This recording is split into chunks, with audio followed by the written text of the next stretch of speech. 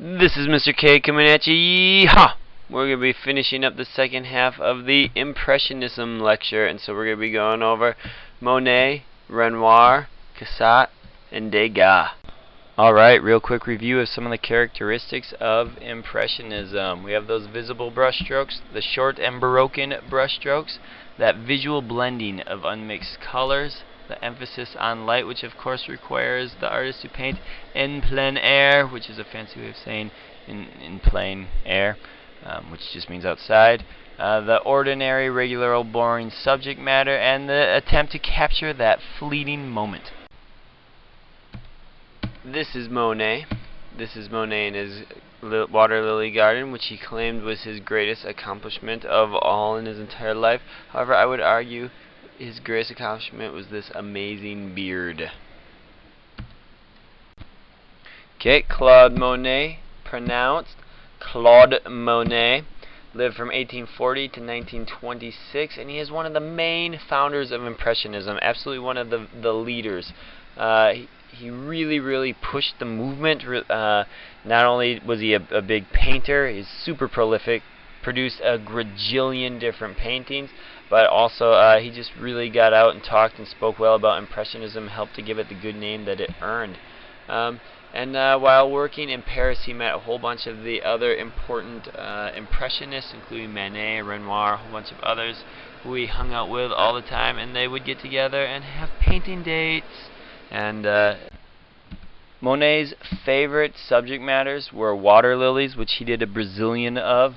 He loved haystacks, a lot of those too, and cathedrals, which we don't see as much of, but you just have to believe me, he did them. But he did also paint people as well. He's just not as well known for that. And he actually did show some stuff at the Paris Salon, the big sanctioned art show, which happened every year. If you wanted to be anybody, you had to show at that show. But he didn't have crazy great success there.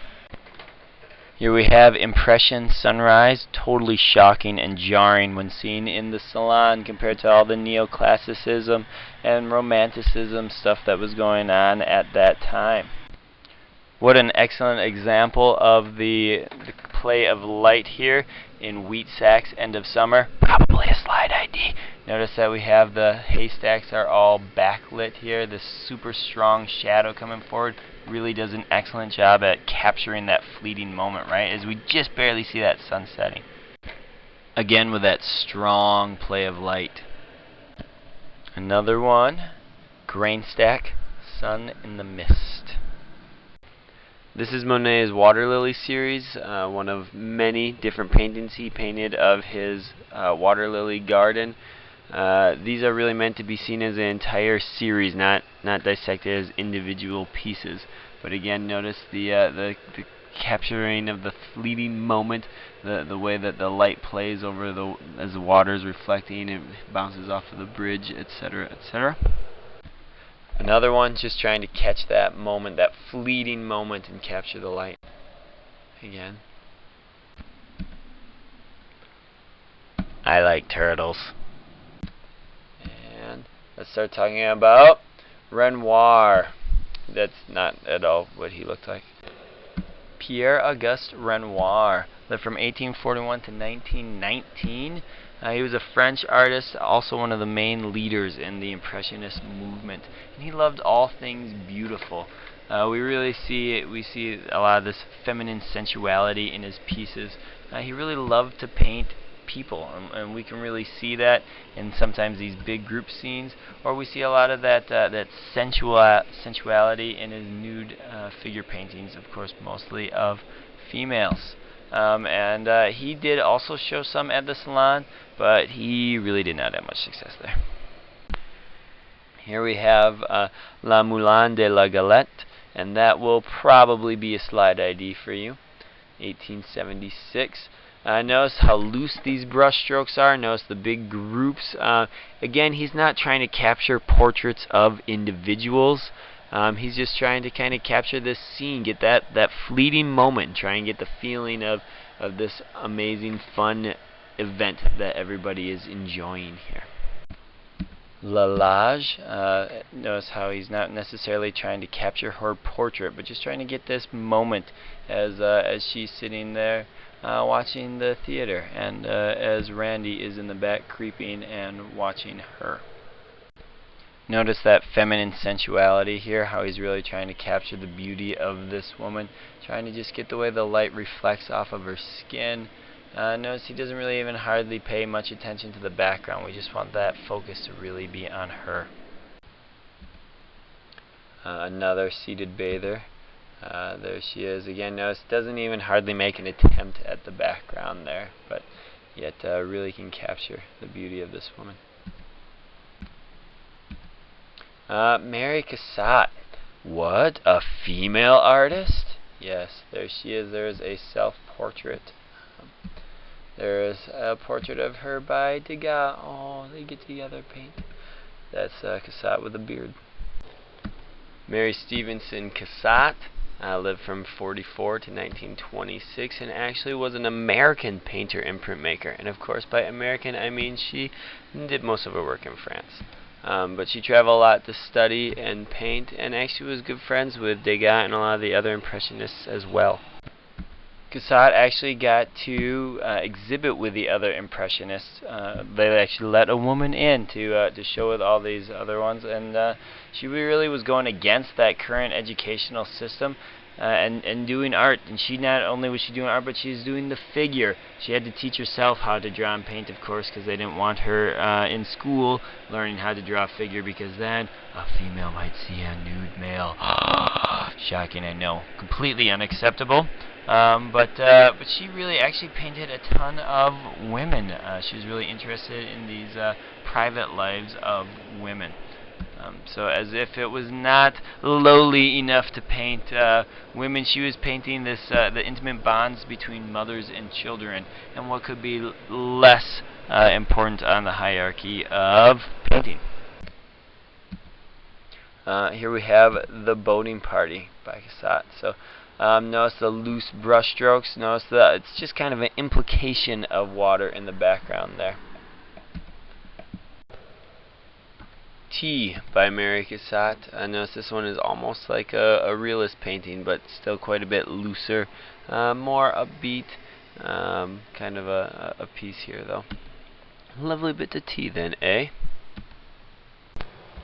Summertime! Notice that, notice the way the light's reflecting off the water. She's leaning out. Notice how loose the brush strokes are. It's just that quick capture of that fleeting moment, right? Little girl in a blue armchair. Notice how Cassatt draws us in by making the viewer's viewpoint almost low, like from that of a child. And also the subject matter here is just, it's unimportant. It's just a girl and her dog. Corner of the Lodge. And let's start talking a little bit about Degas, the real big guns here, right? There is a self-portrait of Edgar Degas. There he is. Oh, look at that nice hat. Alright, originally Degas was born Randy Degas. He's French, of course, as most of the great Impressionists were.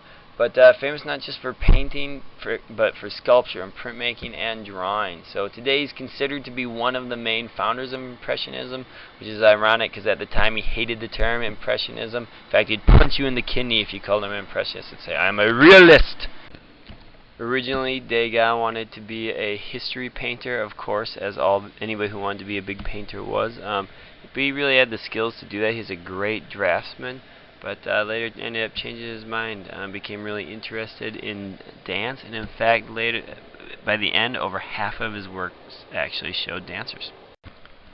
So he makes this switch to go from painting these big, important history paintings, which of course were of important men, to these unimportant, lowly things like women, and not just women, but working women, doing things like laundry and unimportant stuff like that. Genre scenes.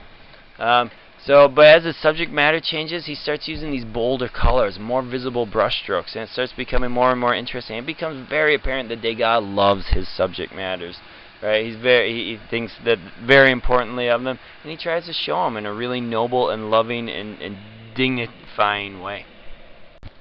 So as he's trying to give these women dignity, he starts to show them backstage or in rehearsal, which is the exact opposite of what people are used to seeing them. He's getting them in these down moments, maybe ungraceful positions, right? Somebody might be tying her shoe as opposed to the big climactic moment on stage. And this really starts to emphasize their status as like a professional that's doing their job instead of this important stage performer. She's just a worker. She's just a dancer. She just does what she has to do to pay the bills, right? And here actually we have Degas' his first dancer painting, as you can see by the ballet shoes down here. So a little bit more about Degas, though. So his other favorite subject matter, tons of dancers, right? But also he did a lot of horse racing and just playing everyday scenes from Paris, as you'll see in a little bit here. So he helped to organize that first Impressionist exhibition. But he did always hate the term Impressionist because he thought of himself not as an Impressionist, but again, remember, a realist, which is funny because his stuff totally looks impressionistic. But he wasn't as interested in landscapes and color as some of the other Impressionists, where he really cared about form and movement, which is a lot more solid than most of the other Impressionists. But nonetheless, he still was in all the Impressionist shows anyways. Even though he was so much better than them, he still was in their shows. So even though it looks like his stuff was done really quick, Degas actually invested massive amounts of time into his paintings. As you can see in this study down here on the right, he really did these very careful sketches and lots of studies, even including tons of notes in his drawings and writings. You can see that in the dance lesson here. We just have this figure way in the background. But then we can take a look at all the work that he did just to prepare for her, right? This very detailed drawing. A lot of people originally hated his stuff. They thought it was terrible, vulgar, in fact, because it would even show women without makeup. And then, of course, a woman without makeup cannot be beautiful. And so we would see these terribly ugly women. And it's just offensive to think that women could be portrayed in such a horrible fashion. Again, here we got the laundresses. It's just this everyday slice of life, right? This was happening every day. Towards the end of the century, people were sitting around and drinking absinthe, which is a hallucinogenic alcoholic beverage. So this is a fairly common scene that we would see around Paris, is people just sitting there basically getting bombed off of absinthe. Here we go, another slice of life. That looks like a midget. Again, so one of his favorite subject matter is these horses, right? So we see a lot of these different horse racing scenes. Here we have the down moment, right? What's this girl even doing over here? Ballet rehearsal again.